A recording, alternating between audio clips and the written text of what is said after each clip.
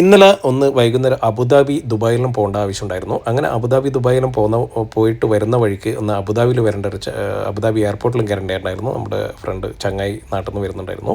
അപ്പോൾ അവനെയും പിക്ക് ചെയ്തിട്ട് നമ്മൾ വരുന്ന വഴിക്ക് 12 മണി, അതായത് മിഡ് നൈറ്റ് 12 മണി കഴിഞ്ഞിടത്താണ് നമ്മൾ താരിഫ് റോഡിലേക്ക് കയറിയത്. താരിഫ് റോഡിൽ നിന്ന് നമുക്ക് കിട്ടിയത് നല്ല തിക്കായിട്ടുള്ള ഫോഗാണ് നമുക്ക് അനുഭവപ്പെട്ടത്.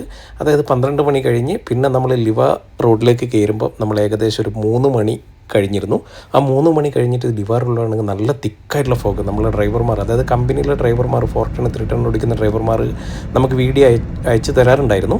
അതുപോലെ തന്നെ നമുക്കും നമ്മളെ ഈ പരിസരത്തുള്ള ഫോഗ് കാര്യങ്ങൾ നമ്മൾ കാണാറ്. പക്ഷേ ഇത്രയും തിക്കായിട്ടുള്ള ഫോഗ് നമ്മൾ ആദ്യമായിട്ടാണ് നമ്മൾ കണ്ടത്. കാരണം വെച്ചാൽ നമ്മളെ ചെറിയ വണ്ടി അടക്കം ഡ്രൈവ് ചെയ്യാൻ പറ്റുന്നില്ല.